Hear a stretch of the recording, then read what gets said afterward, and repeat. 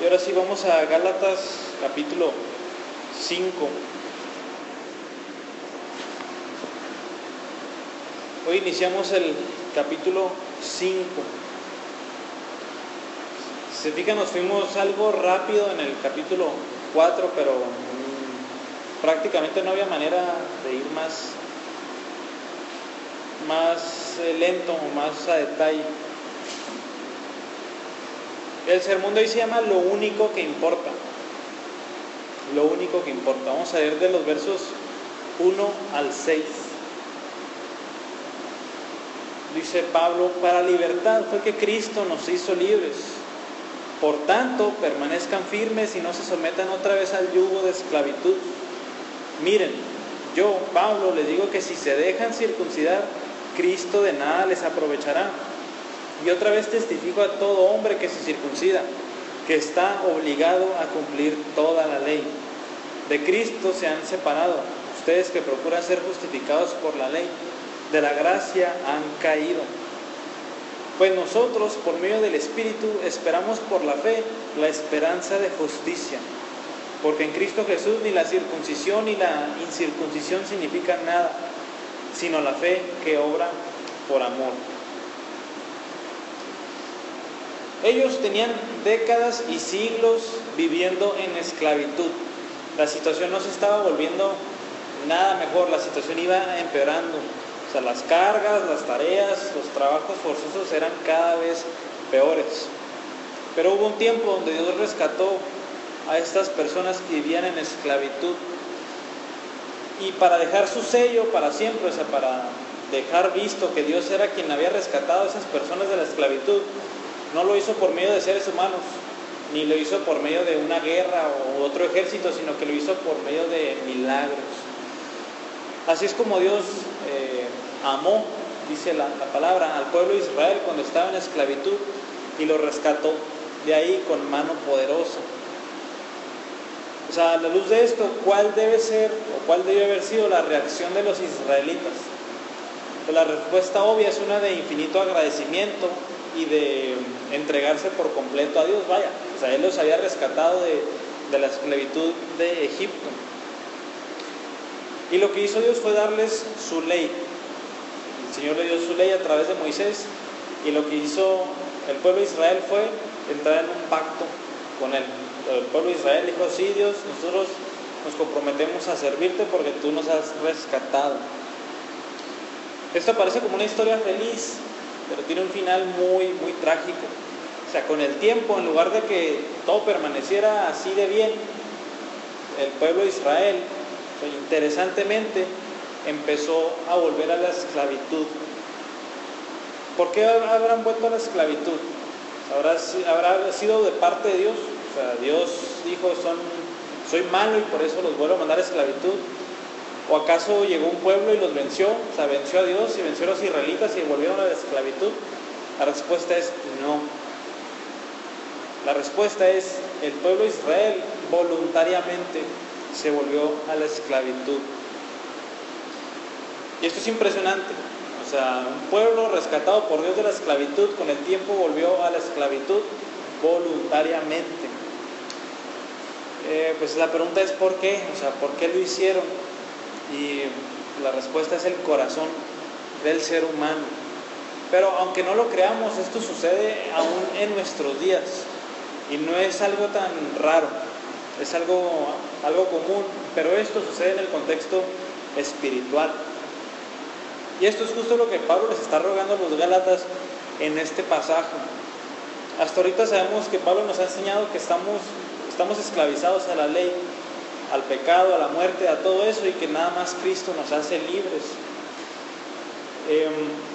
¿De qué? Obviamente en Gálatas de un sistema de obras, de hacer obra tras obra tras obra para tratar de agradar a Dios. Y los Gálatas hemos estado viendo que se estaban volviendo un sistema de obras. O sea, cuando ellos habían creído en Cristo para su salvación, ellos estaban volteando a ver las obras para que Dios se los tomara en cuenta. Por lo tanto, espiritualmente, la realidad es que ellos, habiendo estado en libertad, se estaban volviendo a la esclavitud, al yugo. Pablo nos va a enseñar aquí los grandes peligros que existen al regresarse a un sistema de obras, un sistema que se identifica como esclavitud. Y también nos va a enseñar, o sea, en este aspecto de la salvación, qué es lo único que verdaderamente importa. Vamos a prestar atención al verso 1, donde vemos un llamado de Pablo a permanecer firmes. Fíjense que dice Pablo: para libertad fue que Cristo nos hizo libres. Son palabras cortas, pero muy profundas. Vamos a ver rápidamente 3 cosas de las que nos hace libres Cristo, y este es el pecado, la muerte y del mismo diablo. Primero, Cristo nos hace libres del pecado.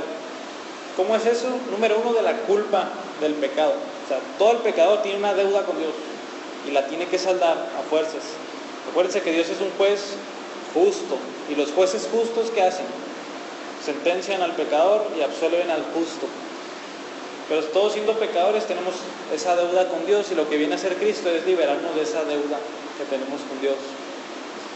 Y no nada más eso, sino que Cristo también nos hace libres del poder del pecado sobre nosotros. Recordemos que lejos de Dios nosotros nada más vivimos para el pecado.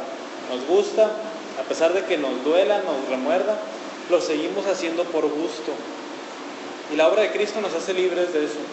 Nos hace libres para Dios, habiendo sido esclavos del pecado. Número 2, nos hace libres de la muerte. Desde que Adán y Eva pecaron, el Señor ya había pronosticado esta sentencia, que el día que comieran de ese árbol, ¿qué dijo Dios? Morirán. Y desde ese entonces entró la muerte a la humanidad y todos sufrimos de ella. Pero Cristo, uno de los aspectos de su obra es vencer a la muerte, y por tanto a todos los que confían en Él los libra de la muerte. Cristo murió en la cruz, pero ¿qué pasó 3 días después? Cristo resucitó, y Cristo resucitó con un cuerpo real, vivo, de carne, pero sabemos que es un cuerpo glorificado, fue un cuerpo diferente. Y ese es el cuerpo que se nos promete. Acuérdense que Cristo es las primicias, la primera cosecha, para que veamos cómo van a ser nuestros cuerpos, y tal y como el de Él, como el de Cristo resucitado, así va a ser el nuestro cuando resucitemos junto con Él. Y número 3, Cristo nos hace libres del mismo diablo. Vamos a Hebreos 2, 14 y 15 para ver cómo es esto.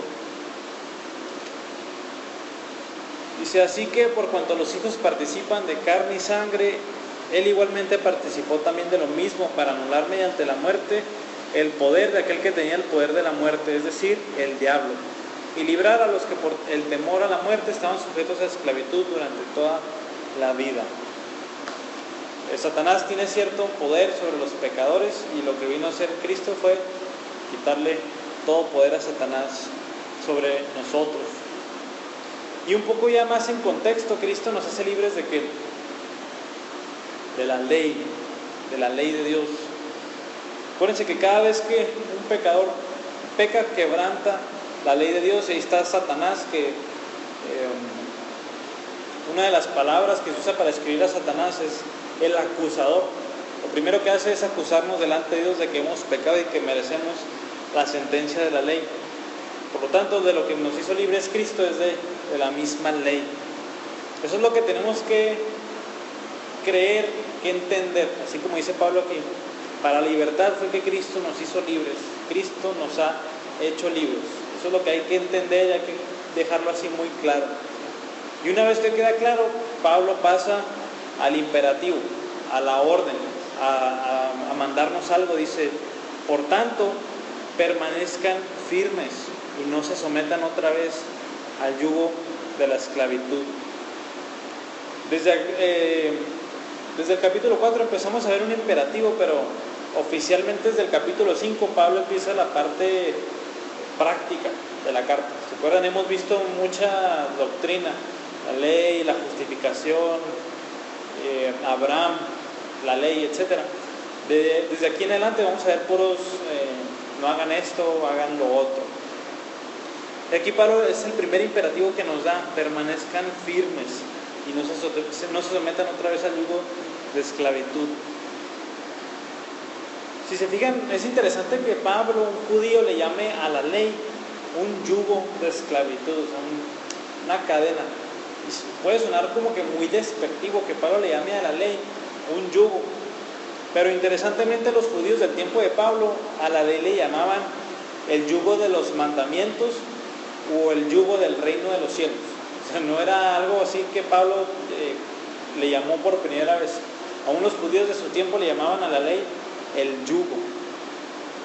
La gran ironía de esto es que aquellos que le llamaban a la ley el yugo de los mandamientos no se daban cuenta que ellos estaban esclavizados a ella. Ahí en Hechos 15:10 Pedro ya nos da esta misma perspectiva acerca de la ley. Dice: ahora pues, ¿por qué tientan a Dios poniendo sobre el cuello de los discípulos un yugo que ni nuestros padres ni nosotros hemos podido llevar? Aquí Pedro está argumentando también contra los judaizantes y les dice: o sea, si ni nuestros padres, abuelos, tatarabuelos, ni todos los personajes que aparecen en la Biblia han podido llevar este yugo de la ley, o sea, ¿cómo ustedes nos lo quieren imponer a nosotros? Los responsables de esto ya sabemos que eran los judaizantes, aquellos que están molestando y perturbando a los gálatas para que se volvieran un mensaje de obediencia a la ley. En este pasaje, en el verso 2 y en el verso 3, vemos que Pablo lidia con la circuncisión y parece que eso era el mensaje principal de los judaizantes, la circuncisión. La predicación más o menos de los judaizantes es lo que vemos en Hechos 15:1. Dice: y algunos descendieron de Judea y enseñaban a los hermanos: si no se circuncidan conforme al rito de Moisés, no podrán o no pueden ser salvos. Así tajantemente, eso era lo que enseñaban estas personas. Y los judaizantes no se quedaban atrás, ellos enseñaban exactamente lo mismo. Por tanto, lo que dice Pablo es: permanezcan firmes ustedes. Acuérdense que los gálatas ya habían recibido el evangelio. Lo que les dice Pablo es: permanezcan firmes en ese mensaje y no se vayan tras mensajes como estos, como que hay que cumplir este rito, hay que cumplir estos mandamientos o estas reglas para ser salvos. Es feo, y por eso se compara con un yugo de esclavitud, el estar en un sistema que te dice: cumple esto y después vas a ser acepto delante de Dios, cumple estos 30 mandamientos y así estás bien con Dios, etcétera. O sea, ven a la iglesia 100 veces y eres salvo. Todo ese tipo de mensaje es horrible y por eso la Biblia le llama yugo. ¿Por qué? Porque estamos esclavizados a hacer esto, lo otro para ser salvos. Así como los gálatas, nosotros tenemos que estar firmes, o sea, pendientes al cuidado de no cambiar jamás el evangelio de Jesucristo por un mensaje que te demande obras, ya sean las obras de la ley o cualquier tipo de obras. Y para explicarnos por qué hay que permanecer firmes, Pablo nos va a decir por qué las obras son letales, mortíferas. Aquí nos va a dar 3 consecuencias graves y muy peligrosas de irnos tras un mensaje de obras. La primera está en el verso 2, dice: miren, yo Pablo les digo que si se circuncidan, Cristo de nada les aprovechará. Son palabras fuertes. O sea, si ustedes se circuncidan, Cristo de nada les sirve. Cristo no les va a beneficiar en nada. Y no es la primera vez que lo dice Pablo. En Gálatas 2:21 dice Pablo: no hago nula la gracia de Dios, porque si la justicia viene por medio de la ley, dice Pablo, entonces Cristo murió en vano.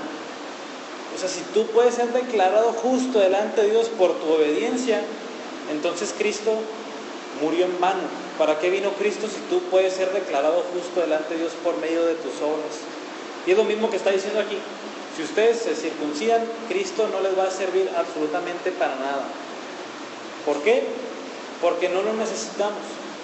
Si tú puedes ser reconciliado con Dios por medio de tus obras, ¿para qué necesitas a Cristo? O sea, ¿Cristo dónde entra aquí en la fórmula? La verdad es que sale sobrando. En pocas palabras, o sea, ya sea que seamos justificados por nuestra justicia de la ley o por la justicia de Cristo. Ya sea que cumplamos la ley o ya sea que Cristo la cumpla por nosotros. Ya sea que nosotros nos libremos de la maldición de la ley o ya sea que Cristo se haga maldición por nosotros en la cruz. O sea, el simple hecho de aceptar la obra de Cristo por la fe. O sea, ¿qué quiere decir? Dios, yo no puedo, confío en lo que Cristo ha hecho. Eso es lo que significa tener fe en Cristo. Acuérdense que la palabra fe tiene un sentido más de confianza. Yo confío en Cristo, ¿por qué? Porque yo me declaro totalmente incompetente para ser acepto delante de Dios. En cuanto a esto de tener una obra y añadirle a Cristo, se ve muy padre en esta ilustración.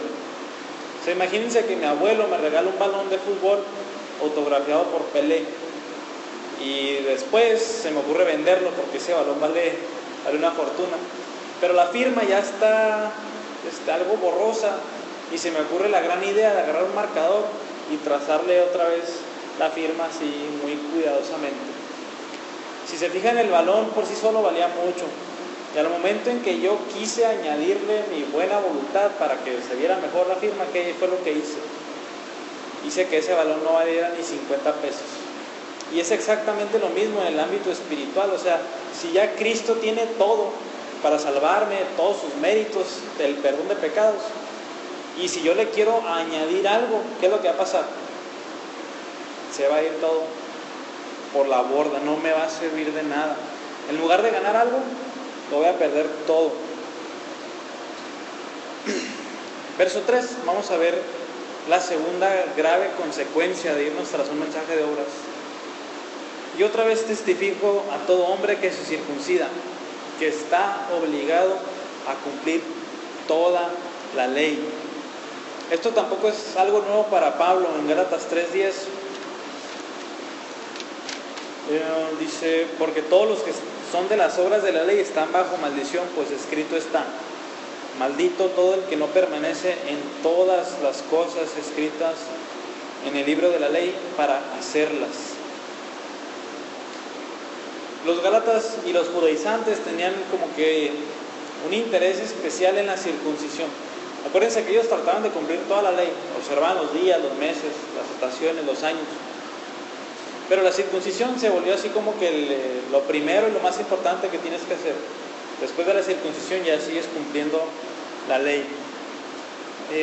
Pero, dice Pablo, o sea, si tú te atreves a hacer esto, a empezar a cumplir el mandamiento de circuncidarte, tienes que cumplir todos y cada uno. Nada de que ya me circuncide, ya estoy bien con Dios. No, la ley dice mucho más que circuncidarse. La ley dice mucho más que guardar los días, los meses y los años. O sea, la ley es toda o nada. Así que, o sea, al momento en que una persona se circuncidaba, tristemente se condenaba. ¿Por qué? Pablo nos dijo en Gálatas 3 que todo el que permanece en las obras de la ley, dice, ya estaba bajo maldición de Dios. ¿Por qué? Porque tiene que permanecer en todas las cosas, absolutamente en todas. Y si no cumple el mandamiento, tacha en todos. ¿Sí se acuerdan qué dice Santiago? En Santiago 2, de nada te sirve guardar un mandamiento. Tienes que guardarlos absolutamente todos, porque el mismo que dijo no matarás, también dijo no adulterarás. Así que tenemos que cumplir absolutamente todos si queremos ser salvos de esa manera. Esto se ve en un ejemplo de un antiguo rabí judío que se llamó Gamaliel II. Él estaba leyendo Ezequiel capítulo 18.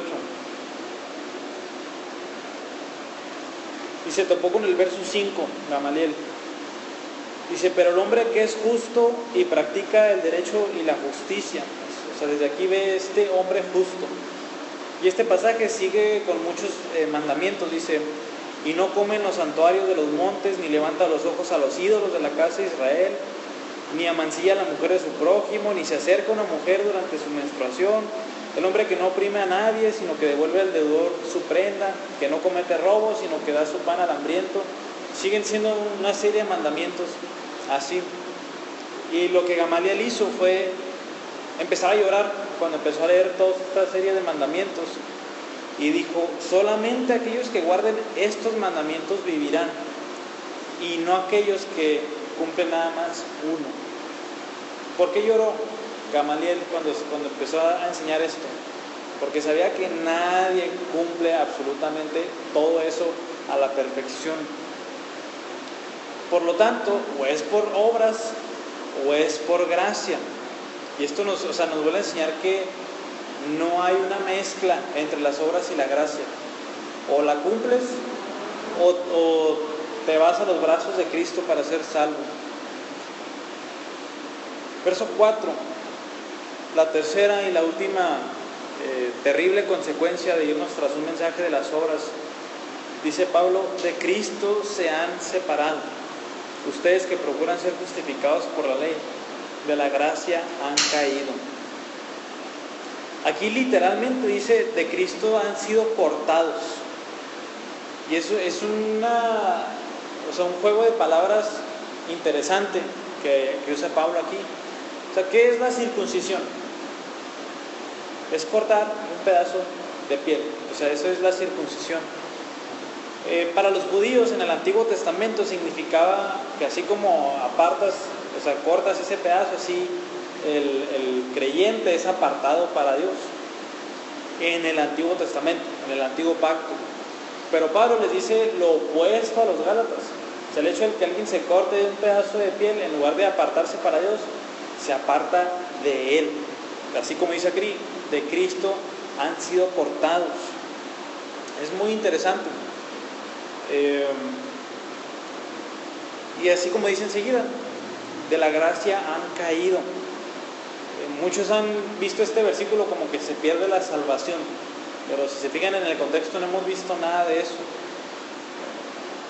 Tampoco habla si la salvación se pierde o si hay seguridad eterna, o sea, de que si soy salvo, pues estoy seguro que soy salvo siempre. Eso se ve en otros pasajes. Quiero leerles unos que hablan claramente sobre ese tema, y el primero es Juan 10:28.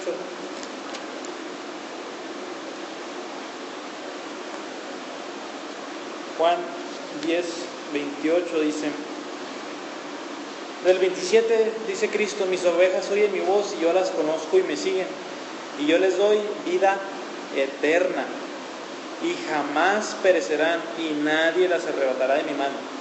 ¿A qué suena? Seguridad eterna. Suena que Cristo al que salva, lo salva hasta el final. Y está la cadena de oro de Romanos 8. A los que de antemano conoció, que los predestinó. Y esos que predestinó, llamó. De los que llamó, justificó. Y a los que justificó, glorificó. Es una cadena, no se puede romper. Lo que Pablo está diciendo aquí es, pues ustedes han abandonado la gracia. O sea, de la gracia han caído. Se han ido del pueblo de Dios. El pueblo de Dios está bajo la gracia. Y si ustedes abandonan la gracia, por lo tanto, son separados del cuerpo de Cristo, de la iglesia, del grupo de creyentes. O sea, esa es la iglesia. La iglesia es un grupo de pecadores redimidos por la gracia de Dios. Y si alguien rechaza la gracia de Dios, ¿qué pasa? Es cortado de Cristo, es cortado de ese cuerpo. Así tú también, así como los Gálatas, tienes que tener mucho cuidado y prestar atención a estas consecuencias de confiar en un mensaje de obras y no de la fe. En esencia, las tres consecuencias graves nos dicen que estaremos perdidos eternamente si tratamos de confiar en nosotros mismos y no en el Salvador.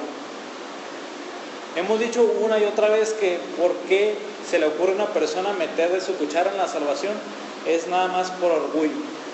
O sea, cuando la Biblia me dice, eres un pecador, necesitas arrepentirte y creer en Cristo, está diciendo, tira tu orgullo por la borda y confía nada más en Cristo.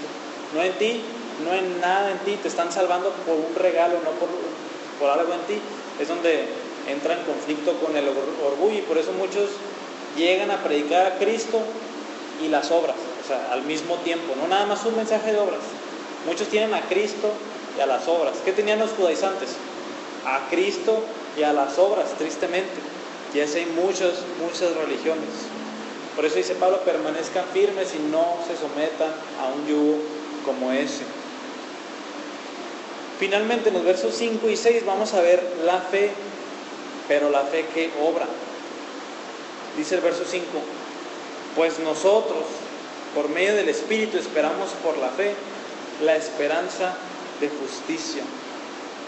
O sea, si todos los que buscan ser justificados por las obras, en este caso por las obras de la ley, están condenados delante de Dios, o sea, ¿cómo podemos ser justificados delante de Dios?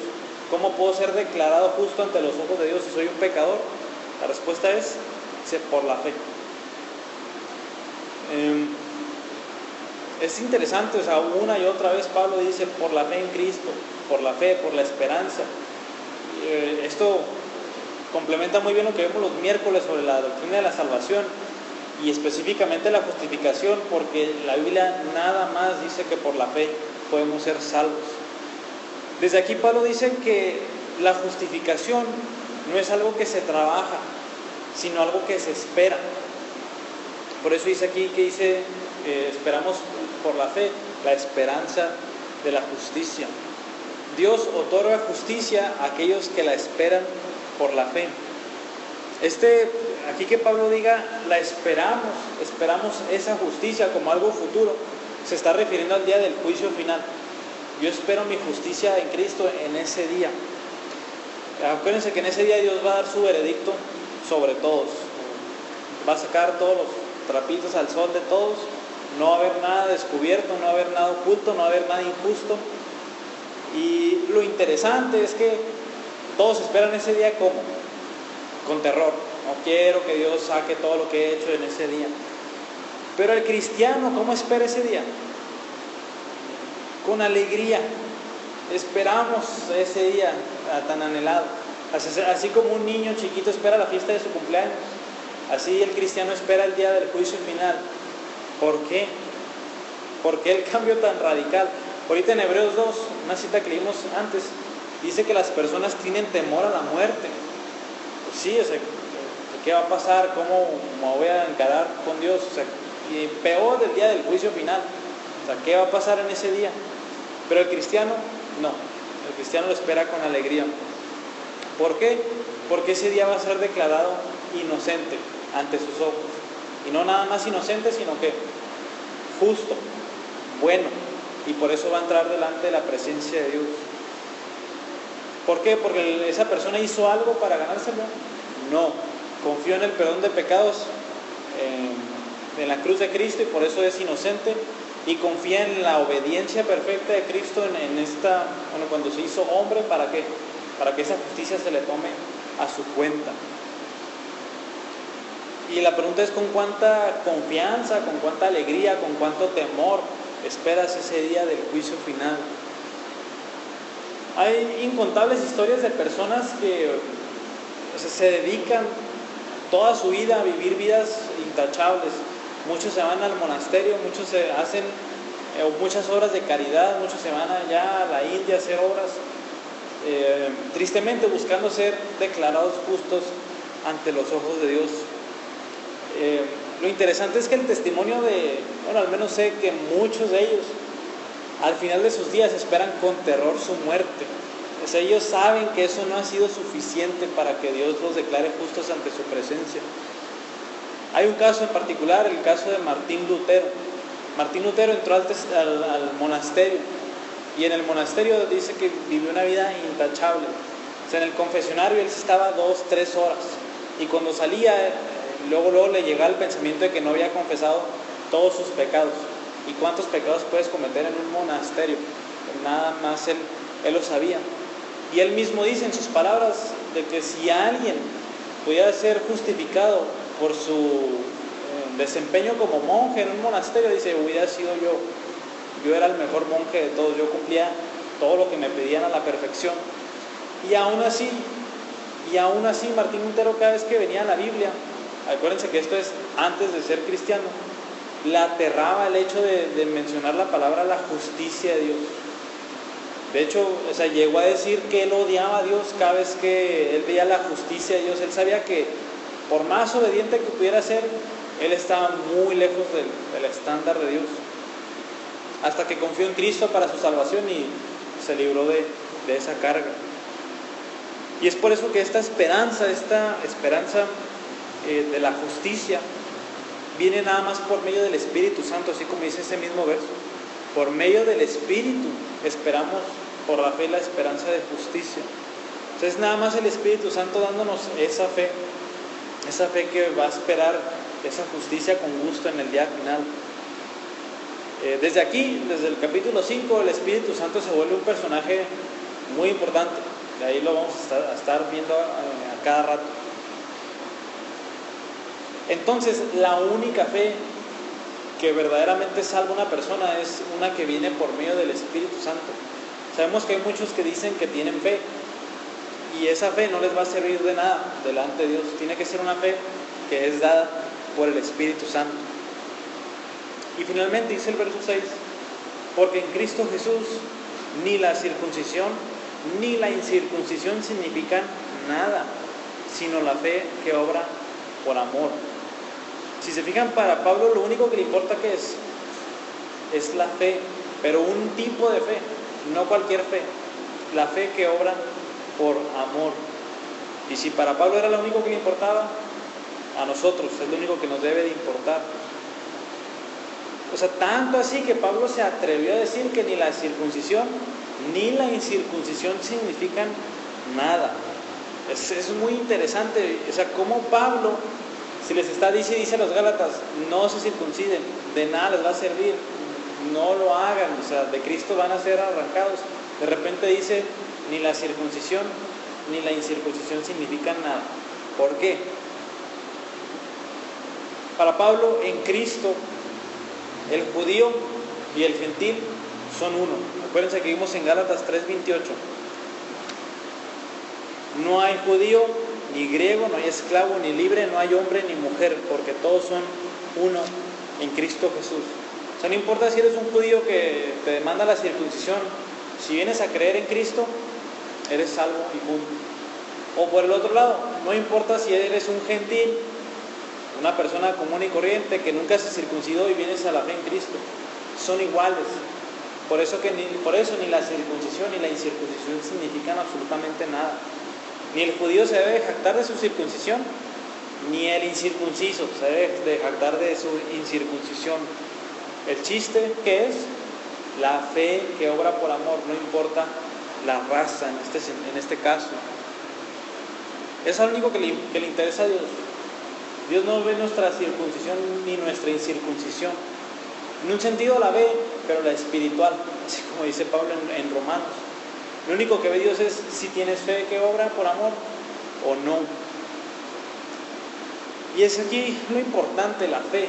¿Qué tipo de fe? Ahorita leíamos que esa fe tiene, cuando veíamos la confesión, es una fe en particular, no es cualquier fe. Y es una fe que obra. Interesantemente estamos diciendo que es la fe contra las obras, pero la fe que verdaderamente cuenta, esa fe obra. Esto no significa, aquí tenemos que tener mucho cuidado, que no somos justificados por amor. Así como dice Pablo, o sea, la fe que obra por amor, pero no somos justificados por amor.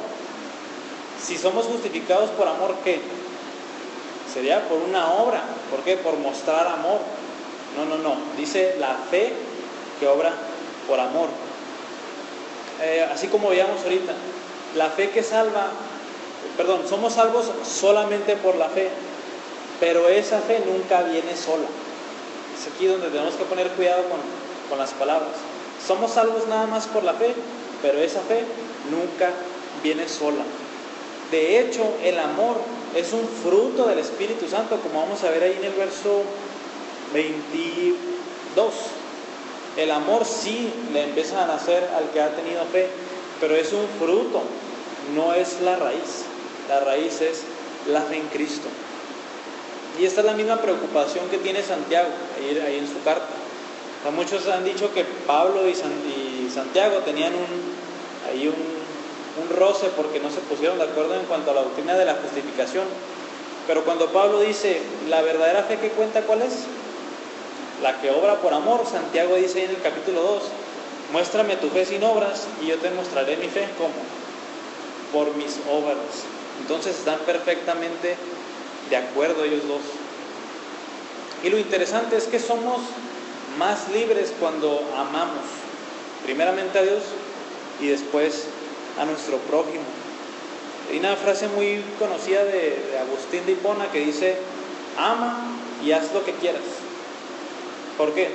Porque el que verdaderamente ama primeramente a Dios va a hacer nada más lo que agrada a Dios, y el que ama verdaderamente lo único que va a hacer es el bien al prójimo. Por eso ama y haz lo que quieras.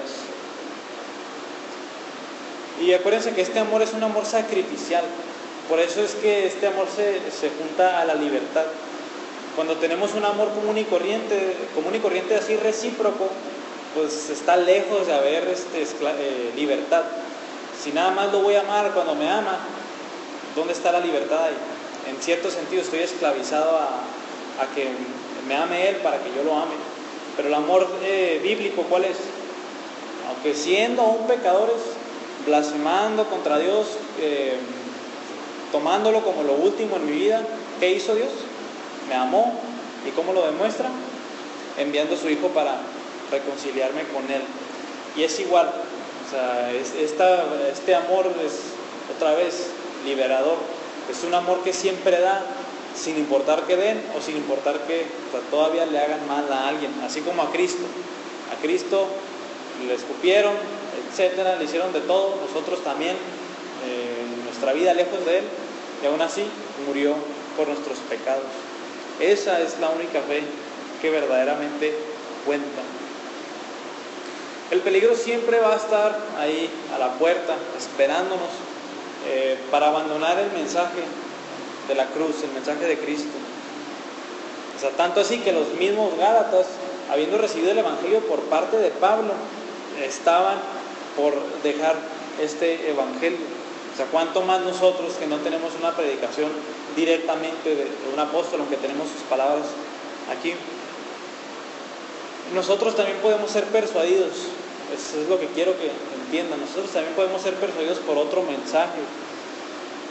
Pero dice Pablo aquí, esto es tan necio como que alguien, habiendo sido liberado de una cárcel, de una prisión, de un yugo, vuelva otra vez a esa cárcel, a ese yugo voluntariamente. Es así de necio. Lo más probable es que en este momento creas en el mensaje bíblico, ser salvos nada más por la fe en Cristo, y eso está excelente. Pero lo importante es que cuando venga un mensaje o más nuevo o más antiguo, más atractivo, más dulce, ¿cómo va a ser tu reacción? ¿Va a ser la de los Gálatas de empezar a caminar tras Él? ¿O cómo va a ser? ¿O vas a permanecer firme, como dice Pablo, que tienes que hacerlo? Lo peor que puede suceder es que te vayas tras ese mensaje y te alejes de la fe.